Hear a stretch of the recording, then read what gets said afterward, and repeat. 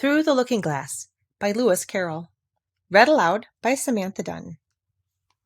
Chapter 9. Queen Alice. "Well, this is grand," said Alice. "I never expected I should be a queen so soon. And I'll tell you what it is, your majesty," she went on in a severe tone. She was always rather fond of scolding herself. "It'll never do for you to be lolling about on the grass like that. Queens have to be dignified, you know." So she got up and walked about, rather stiffly, just at first, as she was afraid that the crown might come off. But she comforted herself with the thought that there was nobody to see her. "And if I really am a queen," she said as she sat down again, "I shall be able to manage it quite well in time." Everything was happening so oddly that she didn't feel a bit surprised at finding the Red Queen and the White Queen sitting close to her, one on each side. She would have liked very much to ask them how they came there, but she feared it would not be quite civil. However, there would be no harm, she thought, in asking if the game was over. "Please, would you tell me," she began, looking timidly at the Red Queen. "Speak when you're spoken to," the Queen sharply interrupted her. "But if everybody obeyed that rule," said Alice, who was already ready for a little argument, "and if you only spoke when you were spoken to, and the other person always waited for you to begin, you see nobody would ever say anything. So that—" "Ridiculous!" cried the Queen. "Why don't you see, child?" Here she broke off with a frown, and after thinking for a minute, suddenly changed the subject of the conversation. "What do you mean by, if you really are a queen? What right have you to call yourself so? You can't be a queen, you know, till you've passed the proper examination, and the sooner we begin it, the better." "I only said if," poor Alice pleaded in a piteous tone. The two queens looked at each other, and the Red Queen remarked with a little shudder, "She says she only said if." "But if she said a great deal more than that," the White Queen moaned, wringing her hands. "Oh, ever so much more than that." "So you did, you know," the Red Queen said to Alice. "Always speak the truth. Think before you speak, and write it down afterwards." "I'm sure I didn't mean—" Alice was beginning, but the Red Queen interrupted her impatiently. "That's just what I complain of. You should have meant. What do you suppose is the use of child without any meaning? Even a joke should have some meaning, and a child's more important than a joke, I hope. You couldn't deny that, even if you tried with both hands." "I don't deny things with my hands," Alice objected. "Nobody said you did," said the Red Queen. "I said you couldn't if you tried." "She's in that state of mind," said the White Queen, "that she wants to deny something, only she doesn't know what to deny." "A nasty, vicious temper," the Red Queen remarked, and then there was an uncomfortable silence for a minute or two. The Red Queen broke the silence by saying to the White Queen, "I invite you to Alice's dinner party this afternoon." The White Queen smiled feebly and said, "Oh, and I invite you." "I didn't know I was to have a party at all," said Alice, "but if there is to be one, I think I ought to invite the guests." "We gave you the opportunity of doing it," the Red Queen remarked, "but I dare say you've not had many lessons in manners yet." "Manners are not taught in lessons," said Alice. "Lessons teach you to do sums and things of that sort." "And you do addition?" the White Queen asked. "What's 1 and 1 and 1 and 1 and 1 and 1 and 1 and 1 and 1? "I don't know," said Alice. "I lost count." "You can't do addition," the Red Queen interrupted. "Can you do subtraction? Take 9 from 8. "9 from 8? I can't, you know," Alice replied very readily. "But she can't do subtraction," said the White Queen. "Can you do division? Divide a loaf by a knife. What's the answer to that?" "I suppose—" Alice was beginning, but the Red Queen answered for her. "Bread and butter, of course. Try another subtraction sum. Take a bone from a dog. What remains?" Alice considered. "But the bone wouldn't remain, of course, if I took it. And the dog wouldn't remain. It would come to bite me, and I'm sure I shouldn't remain." "Then you think nothing would remain?" said the Red Queen. "I think that's the answer." "Wrong as usual," said the Red Queen. "The dog's temper would remain." "Well, but I don't see how. Why—" "Look here," the Red Queen cried. "The dog would lose its temper, wouldn't it?" Perhaps it would, Alice replied cautiously. Then, if the dog went away, its temper would remain, the Queen exclaimed triumphantly. Alice said, as gravely as she could, they might go different ways. But she couldn't help thinking to herself, what dreadful nonsense we are talking. She can't do sums a bit, the Queen said together with great emphasis. Can you do sums? Alice said, turning suddenly on the White Queen, for she didn't like being found fault with so much. The Queen gasped and shut her eyes. I can do addition if you give me time, but I can't do subtraction under any circumstances. Of course you know your ABC, said the Red Queen. To be sure I do, said Alice. So do I, the White Queen whispered. We'll often say it over together, dear, and I'll tell you a secret. I can read words of one letter. Isn't that grand? However, don't be discouraged. You'll come to it in time. Here the Red Queen began again. Can you answer useful questions? She said. How is bread made? I know that, Alice cried eagerly. You take some flour. Where do you pick the flour? The White Queen asked. In a garden or in the hedges? Well, it isn't picked at all, Alice explained. It's ground. How many acres of ground? Said the White Queen. You mustn't leave out so many things. Fan her head, the Red Queen anxiously interrupted. She'll be feverish after so much thinking. So they set to work and fanned her with bunches of leaves till she had to beg them to leave off. It blew her hair about so. She's all right again now, said the Red Queen. Do you know languages? Which the French for fiddle-dee-dee? Fiddle-dee-dee's not English, Alice replied gravely. Whoever said it was? Said the Red Queen. Alice thought she saw a way out of the difficulty this time. If you'll tell me what language fiddle-dee-dee is, I'll tell you the French for it, she exclaimed triumphantly. But the Red Queen drew herself up rather stiffly and said, Queens never make bargains. I wish queens never asked questions, Alice thought to herself. Don't let us quarrel, the White Queen said in an anxious tone. What is the cause of lightning? The cause of lightning? Alice said very decidedly, for she felt quite certain about this. Is the thunder? No, she hastily corrected herself. I meant the other way. It's too late to correct it, said the Red Queen. When you've said a thing, that fixes it, and you must take the consequences. Which reminds me, the White Queen said, looking down and nervously clasping and unclasping her hands. We had such a thunderstorm last Tuesday. I mean, one of the last set of Tuesdays, you know. Alice was puzzled. In our country, she remarked, there's only one day at a time. The Red Queen said, oh, that's a poor, thin way of doing things. Now here, we mostly have days and nights, 2 or 3 at a time. And sometimes in the winter, we take as many as 5 nights together, for warmth, you know. Are 5 nights warmer than 1 night, then? Alice ventured to ask. 5 times as warm, of course. But they should be 5 times as cold by the same rule. Just so, cried the Red Queen. 5 times as warm and 5 times as cold, just as I'm 5 times as rich as you are, and 5 times as clever. Alice sighed and gave it up. Oh, it's exactly like a riddle with no answer, she thought. Humpty Dumpty saw it too. The White Queen went on in a low voice, more as if she were talking to herself. He came to the door with a corkscrew in his hand. What did he want? Said the Red Queen. He said he would come in, the White Queen went on, because he was looking for a hippopotamus. Now, as it happened, there wasn't such a thing in the house that morning. Is there generally? Alice asked in an astonished tone. Well, only on Thursdays, said the Queen. I know what he came for, said Alice. He wanted to punish the fish because...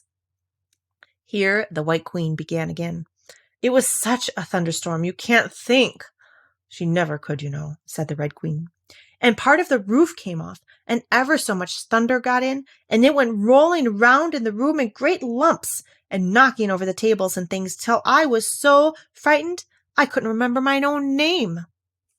Alice thought to herself, I never should try to remember my name in the middle of an accident. Where would be the use of it? But she did not say this aloud, for fear of hurting the poor Queen's feelings. Your Majesty must excuse her, the Red Queen said to Alice. taking one of the White Queen's hands in her own and gently stroking it. "She means well, but she can't help saying foolish things, as a general rule." The White Queen looked timidly at Alice, who felt she ought to say something kind, but really couldn't think of anything at the moment. "She never was really well brought up," the Red Queen went on, "but it's amazing how good-tempered she is. Pat her on the head and see how pleased she'll be." But this was more than Alice had courage to do. A little kindness and putting her hair in papers would do wonders with her. The White Queen gave a deep sigh and laid her head on Alice's shoulder. "I am so sleepy," she moaned.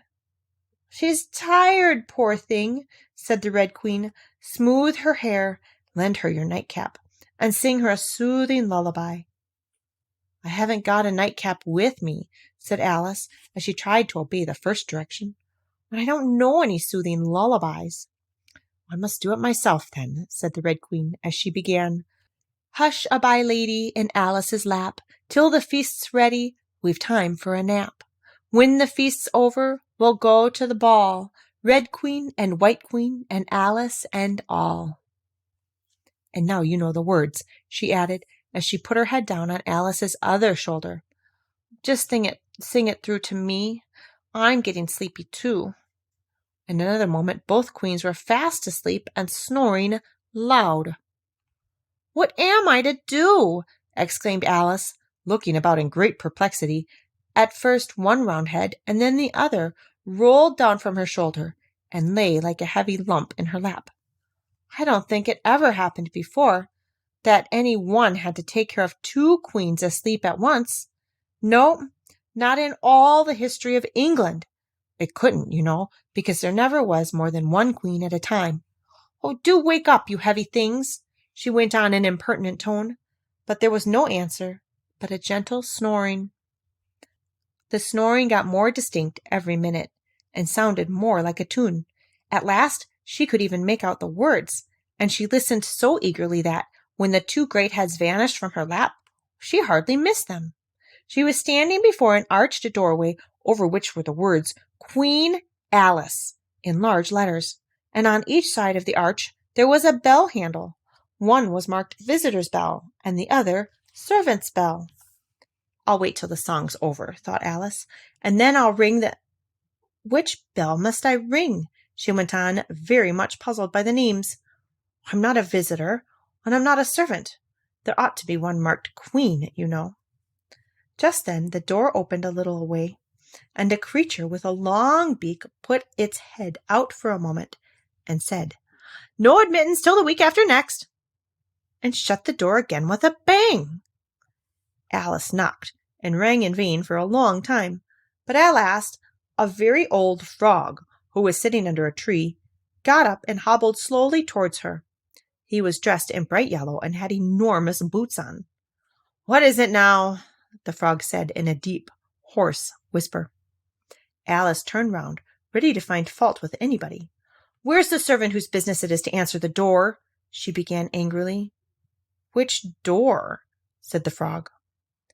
Alice almost stamped with irritation at the slow drawl in which he spoke. "This door, of course." The frog looked at the door with his large, dull eyes for a minute. Then he went nearer and rubbed it with his thumb, as if he were trying whether the paint would come off. Then he looked at Alice. "To answer the door," he said. "What's it been asking of?" He was so hoarse that Alice could scarcely hear him. "I don't know what you mean," she said. "I talks English, doesn't I?" the frog went on. "Or are you deaf? What did it ask you?" "Nothing," Alice said impatiently. "I've been knocking at it."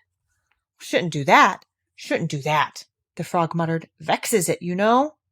Well, then he went up and gave the door a kick with one of his great feet. "You let it alone," he panted out as he hobbled back to his tree, "and it'll let you alone, you know." At this moment the door was flung open, and a shrill voice was heard singing. "To the looking-glass world it was Alice that said, 'I've a sceptre in hand, I've a crown on my head. Let the looking-glass creatures, whatever they be, come and dine with the Red Queen, the White Queen, and me.'" And hundreds of voices joined in the chorus. Then fill up the glasses as quick as you can and sprinkle the table with buttons and bran. Put cats in the coffee and mice in the tea, and welcome Queen Alice with 30 times 3. Then followed a confused noise of cheering, and Alice thought to herself, 30 times 3 makes 90. I wonder if anyone's counting. In a minute there was silence again, and the same shrill voice sang another verse. "O looking-glass creatures," quoth Alice, "draw near. 'Tis an honor to see me, a favor to hear. 'Tis a privilege high to have dinner and tea, along with the Red Queen, the White Queen, and me." Well, then the chorus again. Then fill up the glasses with treacle and ink, or anything else that is pleasant to drink. Mix sand with the cider and wool with the wine, and welcome Queen Alice with 90 times 9. 90 times 9, Alice repeated in despair. Oh, that'll never be done. I'd better go in at once. And there was a dead silence the moment she appeared. Alice glanced nervously along the table as she walked up the large hall and noticed that there were about 50 guests of all kinds. Some were animals, some birds, and there were even a few flowers among them. I'm glad they've come without waiting to be asked, she thought. I should never have known who were the right people to invite. There were 3 chairs at the head of the table. The Red and White Queen had already taken 2 of them, but the middle one was empty. Alice sat down in it, rather uncomfortable in the silence, and longing for someone to speak. At last the Red Queen began. "You missed the soup and fish," she said. "Put on the joint." And the waiters set a leg of mutton before Alice, who looked at it rather anxiously, as she had never had to carve a joint before. "You look a little shy. Let me introduce you to that leg of mutton," said the Red Queen. "Alice, mutton. Mutton, Alice." The leg of mutton got up in the dish and made a little bow to Alice, and Alice returned the bow, not knowing whether to be frightened or amused. "May I give you a slice?" she said, taking up the knife and fork and looking from one queen to the other. "Certainly not," the Red Queen said very decidedly. "It isn't etiquette to cut any one you've been introduced to. Remove the joint." And the waiters carried it off and brought a large plum pudding in its place. "I won't be introduced to the pudding, please," Alice said rather hastily, "or we shall get no dinner at all. May I give you some?" But the Red Queen looked sulky and growled, "Pudding, Alice, Alice, pudding. Remove the pudding." And the waiters took it away so quickly that Alice couldn't return its bow. However, she didn't see why the Red Queen should be only one to give orders, so, as an experiment, she called out, "Waiter, bring back the pudding." And there it was again in a moment, like a conjuring trick. It was so large that she couldn't help feeling a little shy with it, as she had been with the mutton. However, she conquered her shyness by great effort and cut a slice and handed it to the Red Queen. "What impertinence!" said the pudding. "I wonder how you'd like it if I were to cut a slice out of you, you creature." It spoke in a thick, suety sort of voice, and Alice hadn't a word to say in reply. She could only sit and look at it and gasp.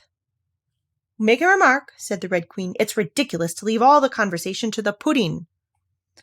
"Do you know, I've had such a quantity of poetry repeated to me today," Alice began, a little frightened at finding that, in the moment she opened her lips, there was dead silence, and all eyes were fixed upon her. "And it's a very curious thing, I think. Every poem was about fishes in some way. Do you know why they're so fond of fishes all about here?" She spoke to the Red Queen, whose answer was a very little wide of the mark. "As to fishes," she said, very slowly and solemnly, putting her mouth close to Alice's ear, "Her White Majesty knows a lovely riddle, all in poetry, all about fishes. Shall she repeat it?" "Her Red Majesty's very kind to mention it," the White Queen murmured into Alice's other ear in a voice like the cooing of a pigeon. "It would be such a treat. May I?" "Please do," Alice said very politely. The White Queen laughed with delight and stroked Alice's cheek. Then she began. "First, the fish must be caught. That is easy. A baby, I think, could have caught it. Next, the fish must be bought. That is easy. A penny, I think, would have bought it. Now cook me the fish. Well, that is easy and will not take more than a minute. Let it lie in a dish. That is easy, because it is already in it. Bring it here, let me sup. It is easy to set such a dish on the table. Take the dish, cover up. Ah, that is so hard that I fear I am unable, for it holds like glue, holds the lid to the dish, while it lies in the middle, which is easiest to do. Undish cover the fish, or dish cover the riddle. Take a minute to think about it, and then guess, said the Red Queen. Meanwhile, we'll drink your health.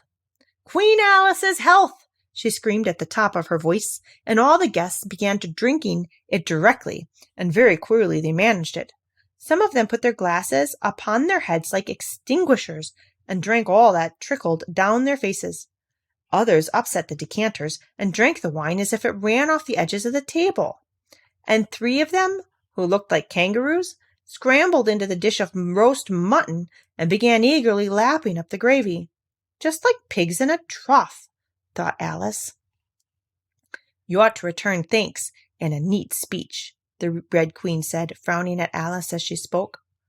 We must support you, you know, the White Queen whispered, as Alice got up to do it, very obediently, but a little frightened.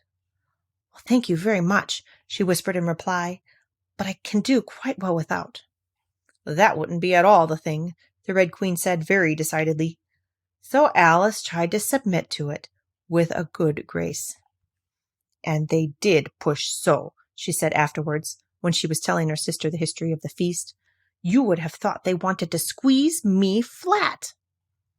Well, in fact, it was rather difficult for her to keep in her place while she made her speech. The 2 queens pushed her so, one on each side, that they nearly lifted her up into the air. I rise to return thanks, Alice began, and she really did rise as she spoke, several inches, but she got hold of the edge of the table and managed to pull herself down again. Take care of yourself, screamed the White Queen, seizing Alice's hair with both her hands. Something's going to happen. And then, as Alice afterwards described it, all sorts of things happened in a moment. The candles all grew up to the ceiling, looking something like a bed of rushes with fireworks at the top. As to the bottles, they each took a pair of plates, which they hastily fitted on as wings, and so, with forks for legs, went fluttering about in all directions. And very like birds they look, Alice thought to herself, as well as she could in the dreadful confusion that was beginning. At this moment she heard a hoarse laugh at her side, and turned to see what was the matter with the White Queen, but instead of the Queen, there was the leg of mutton sitting in the chair. Here I am, cried a voice from the soup tureen, and Alice turned again, just in time to see the Queen's broad, good-natured face grinning at her for a moment over the edge of the tureen, before she disappeared into the soup. There was not a moment to be lost. Already several of the guests were lying down in the dishes, and the soup ladle was walking up the table towards Alice's chair, and beckoning to her impatiently to get out of its way. I can't stand this any longer, she cried as she jumped up and seized the tablecloth with both hands. One good pull, and plates, dishes, guests, and candles came crashing down together in a heap on the floor. As for you, she went on, turning fiercely upon the Red Queen, whom she considered as the cause of all of this mischief. But the Queen was no longer at her side. She had suddenly dwindled down to the size of a little doll, and was now on the table, merrily running round and round after her own shawl, which was trailing behind her. At any other time, Alice would have felt surprised at this, but she was far too much excited to be surprised at anything now. As for you, she repeated, catching hold of the little creature in the very act of jumping over a bottle which had just lighted upon the table, I'll shake you into a kitten, that I will.